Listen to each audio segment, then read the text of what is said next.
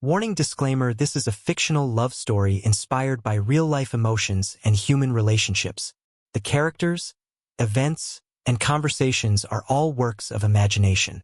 Any resemblance to actual people, living or dead, is purely coincidental.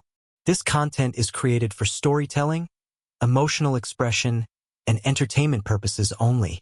Viewer discretion is advised. The story contains themes of love, marriage, regret, and emotional conflict, not intended to promote infidelity or disrespect any relationship or individual. It was an unusually quiet Tuesday morning when Emily noticed the faucet in the kitchen had started leaking again. The rhythmic drip of water hitting the steel sink echoed across the empty house, louder than it should have. She stared at it while sipping lukewarm coffee, feeling more than just annoyed. It felt symbolic, like everything in her life was slowly dripping away one unnoticed second at a time. Her husband, Mark, had been away for 4 days on a work trip to Seattle, the third one that month. He'd left in a hurry as usual, a quick kiss on her cheek, a reminder to lock the back door, and a half-hearted, "love you." Emily had smiled and nodded, but she couldn't remember the last time that phrase made her heart flutter. It had become routine, like the grocery list stuck on the fridge. She opened the cabinet under the sink, stared at the pipes, and sighed. Mark was usually the one who handled minor fixes. She hated calling strangers, but today she didn't have the patience to wait. Scrolling through her contacts, her thumb hovered over the name Jason F. It had been years. Jason was one of Mark's closest college friends and a general handyman now, as far as she knew. He'd helped them fix a broken window back when they first moved into the house. That was before the kids, before things got complicated. Impulsively, she pressed call. Jason picked up on the third ring. His voice was deeper than she remembered, but still calm, still familiar. "Emily? Wow, it's been a while. Everything okay?" She explained the situation awkwardly, expecting him to say no, that he was busy or too far. But to her surprise, he agreed almost instantly. "Actually, I'm nearby working on a bathroom remodel. I can swing by in an hour if that's all right." An hour later, Jason arrived. Same broad shoulders, same quiet eyes. A little older now, a few streaks of silver in his hair. He looked at the leaky faucet, crouched under the sink, and immediately started assessing the problem. Emily hovered nearby, unsure if she should make small talk or just leave him be. But Jason broke the silence. "So, how's life treating you?" he asked, not looking up. Emily smiled politely. "It's fine. Busy. Married life." He chuckled softly. "Yeah, I hear you." There was something about his tone that made her chest tighten slightly. Like he heard something in her voice she didn't mean to reveal. The repair was simple. A loose washer. Jason fixed it within 30 minutes. But neither of them seemed in a rush to say goodbye. He stayed for coffee. They chatted not much, just surface-level stuff, work, weather, life updates. But beneath the casual exchange was an invisible current, the kind that feels like the first crack in solid ice. And as Jason walked out the door, Emily found herself listening again to the silence of the house. The faucet was no longer dripping, but something else had started. The next morning, Emily found herself watching the kitchen faucet again. It wasn't leaking anymore. Sat there fixed, still, obedient, just as it should be. But the memory of Jason crouched beneath it, sleeves rolled up, the low timbre of his voice as he asked about her life. That part stuck in her head longer than it should have. Later that afternoon, her phone buzzed. A simple message from Jason. "Forgot to double-check the pressure valve. Want me to swing by real quick?" She stared at the text longer than she needed to. She could have said no. She probably should have. But instead, she typed back, "Sure, I'll be here." Jason arrived just before sunset. This time, he brought tools she was sure he didn't really need. And this time, Emily didn't offer coffee. She had already made it. 2 cups. No sugar, just the way he used to take it back in college, she remembered. Strange how memories like that stick even when you're not trying to keep them. They sat in the kitchen again. A soft glow coming through the window, bathing everything in that kind of golden light that makes things feel safer than they are. Jason looked around the kitchen. place still feels the same, he said. Warm. Comfortable. Emily gave a short laugh. Well, looks can be deceiving. Jason didn't press. He never did. That was one of the things she liked about him. Even in college, he had this quietness that made people want to fill the silence, and yet he never made anyone feel obligated to speak. It was comforting. Disarming. Mark still working like crazy? He asked gently. She nodded. He's doing what he's always done. Providing. Jason sipped his coffee. And you? What are you doing? That question hit her differently. She paused, searching for an answer that didn't sound like an excuse. I'm surviving. Raising the kids. Keeping the house from falling apart. He looked at her, really looked at her, and for a brief moment, she felt completely seen. Not just as a wife or a mother, but as a woman who had her own story, her own pain, her own quiet exhaustion. You know, he said softly, just because something isn't broken, doesn't mean it's working right. Emily blinked. Was he talking about the faucet? Or something else? The clock ticked behind them. The light outside was fading. Jason stood up, set his coffee mug on the counter, and gave her a half-smile. I better get going. She walked him to the door. He paused before stepping out and looked at her with eyes that said more than his mouth dared to. Take care, Em. And just like that, he was gone again. Emily closed the door slowly, her fingers lingering on the knob. In her chest, something stirred. A memory. A warmth. A warning. Because Jason may have once been just Mark's friend. But now, he was starting to feel like a stranger she had always known. Over the next few days, Emily tried to push Jason out of her thoughts. She kept herself busy, organizing the laundry, baking cookies with her daughter, even deep cleaning the pantry. But no matter how hard she tried, the echo of his voice, the way he looked at her like he saw something everyone else overlooked, it lingered. Then came Thursday. She was folding clothes when her phone buzzed again. Jason, passed by a hardware shop, thought I'd drop off a replacement valve, just in case. Can I swing by? She paused, staring at the screen. She knew what she should say, but what she typed was, sure, I'm home. When Jason arrived, he brought the part in a small brown paper bag. It was almost laughable, this excuse to see her again. Emily took the bag, holding it like it weighed more than it did. They stood in the hallway awkwardly until she broke the silence. Are you hungry? I was just about to start dinner. Jason hesitated, then smiled. Only if it's not trouble. Over pasta and garlic bread, the conversation drifted like it used to when they were all younger. Jason talked about his small renovation business, some weird clients, the time he accidentally hammered through a water line and flooded a bedroom. Emily laughed harder than she had in weeks. Felt easy, comfortable. But underneath that comfort, there was an energy neither of them acknowledged. After dinner, they found themselves in the living room. The kids were asleep. A light jazz playlist played softly in the background. Jason noticed a framed photo on the mantel, Mark and Emily at their wedding. You looked happy, he said gently. Emily nodded, but her eyes clouded. We were. For a while. Jason leaned back on the couch, silent. Then, after a beat, do you ever miss who you were back then? The question caught her off guard. No one ever asked her that. People always asked about the kids, the house, Mark's job, but never her. She looked at Jason, her voice quieter now. Every day, they sat there in silence. Not uncomfortable, just full of things unsaid. Emily noticed how his fingers tapped softly on the armrest. A small nervous gesture. Jason's gaze met hers, and in it, there was something dangerous. Understanding, recognition, loneliness, and that's when it happened. A small, soft smile from Jason, different from before. It wasn't friendly. It wasn't casual. It was the kind of smile you give someone when you realize you've already crossed a line in your heart, even if your hands haven't followed yet. Emily stood, pretending to check on the kitchen. Her heart was racing. She knew she was playing with fire, but for the first time in a long time she felt alive. As Jason gathered his things to leave, he didn't say much.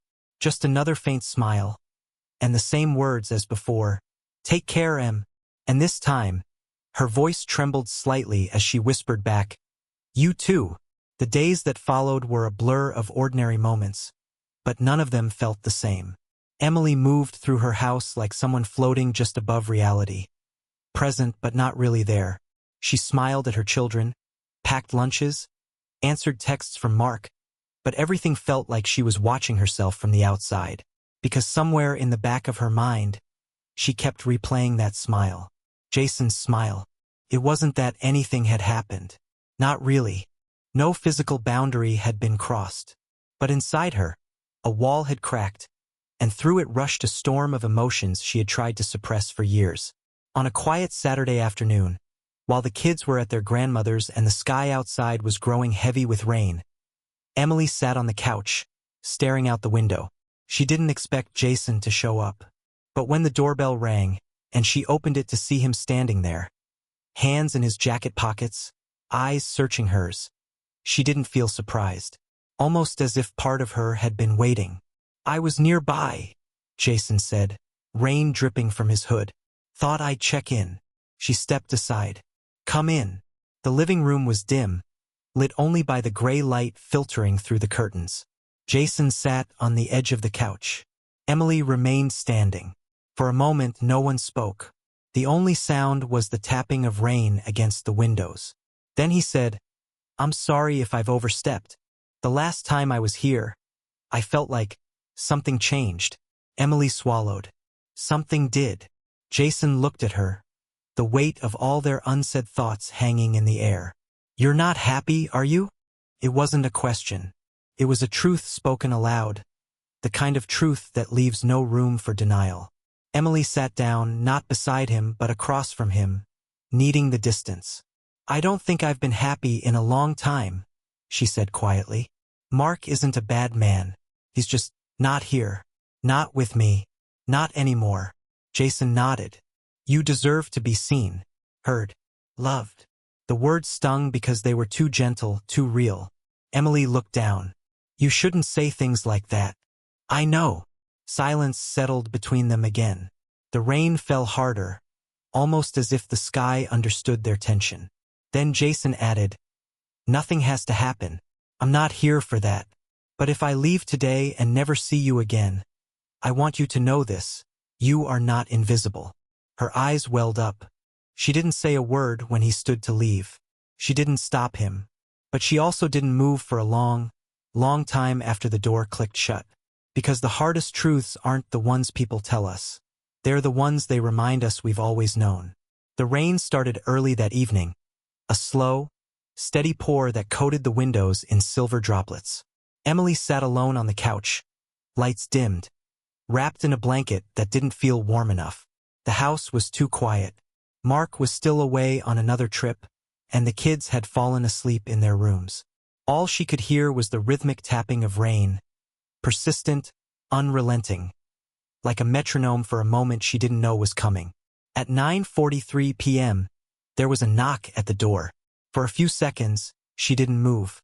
Part of her hoped she had imagined it. But when the knock came again, softer this time, her heart skipped. She rose slowly, pulled her cardigan tighter, and opened the door. Jason stood there, soaked from head to toe. His jacket clung to him, rain dripping from his eyelashes, hair plastered to his forehead. He didn't say anything at first.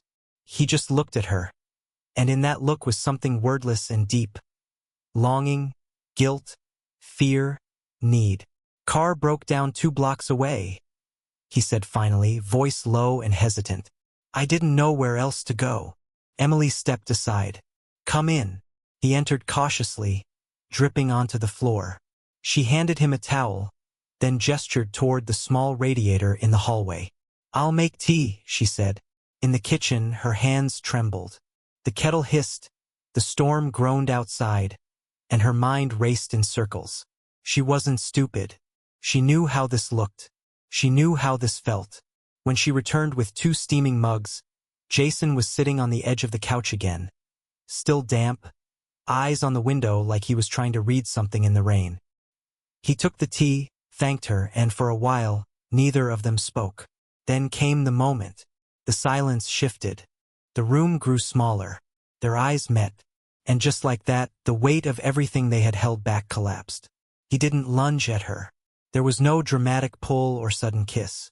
It was slower, sadder, quieter, like two people slipping into something they had tried not to see. A soft brush of fingers. A breath held too long. The way he looked at her lips but didn't move. The way she didn't move either. And then, the kiss. It was soft, hesitant, and full of unspoken apologies. It lasted seconds, but broke something inside both of them. When they pulled away, Emily's eyes were glassy. "I'm married," she whispered. "I know," Jason replied, just as broken. He stood up slowly, like someone waking from a trance, and walked to the door. He turned once more before leaving. "I shouldn't have come." The door closed behind him. Emily stood there, alone, the kiss still lingering on her lips, and the rain still falling like it would never stop. The morning after felt like standing in the middle of a room that had just been robbed. Everything looked the same, but nothing felt the same. Emily moved mechanically through her day. She fed the kids, washed dishes, folded laundry. But her thoughts were loud, insistent, looping the same moment over and over. The kiss, and the way Jason looked at her like she was more than someone's wife. But guilt is a quiet intruder. It doesn't scream. It whispers. She didn't hear from Jason the next day, or the day after. No text. No just checking in. It was as if he had vanished. And instead of relief, she felt something much worse. Abandonment. As though she had jumped off a cliff and realized halfway down she was falling alone. Mark returned from his trip on the third day. He kissed her on the cheek like always, placed his luggage by the door, and asked what was for dinner. There was no suspicion in his eyes, no sign that he noticed anything different. And that somehow made it worse. Emily found herself avoiding his gaze. She answered questions in clipped tones. At night, she pretended to sleep early. She felt like a stranger in her own marriage, and for the first time, she began to resent the routine she had once fought to maintain. The silence between her and Jason grew louder too. She didn't reach out. Neither did he. But in her mind, she replayed every word, every glance, every second of that rainy night. She hated herself for what happened. And yet, part of her didn't regret feeling seen, even if it came at a price. One night, she found herself scrolling through her old photos on her phone. Pictures of her and Mark at the beach. Their anniversary dinner 2 years ago. A family selfie with Jason in the background, smiling, unaware of how the future would twist their paths. She felt nauseous. She opened her messages, stared at Jason's name, and typed, "Why did you disappear?" Then deleted it. She couldn't bring herself to send anything. Not because she didn't want to hear from him, but because she feared what his silence already meant. He regretted it. Or worse, he didn't. The days turned into a week. Her withdrawal didn't go unnoticed. One night, Mark asked, "Is everything okay with us?" Emily looked at him. This man she had married, who had shared her life, her children, her home. And she realized they had become two people occupying the same space but no longer sharing the same story. "I don't know," she replied honestly. It was the first truth she had spoken in days. And as she turned off the bedroom light that night, lying beside a man she once loved fiercely, she whispered to herself, "Something's broken, and it's not just the faucet anymore." It happened on a quiet Sunday morning, the kind of morning that pretends everything is fine. The smell of pancakes, cartoons playing faintly in the background, kids laughing down the hallway. Emily was rinsing dishes at the sink when she heard Mark's voice from the living room. Calm, casual, too casual. "Hey, who's Jason F.?" Her heart stopped. She turned slowly, hands dripping. "Why?" Mark was sitting on the couch, holding her phone. He looked up with a strange mix of confusion and something colder. Something that made her skin prickle. "You had a message from him. Just a name. No preview. But I don't remember the last time his name came up." Emily dried her hands slowly, buying time. "He helped with the faucet while you were gone. That's all." Mark raised an eyebrow. "And he's texting you now?" A week later. She didn't answer.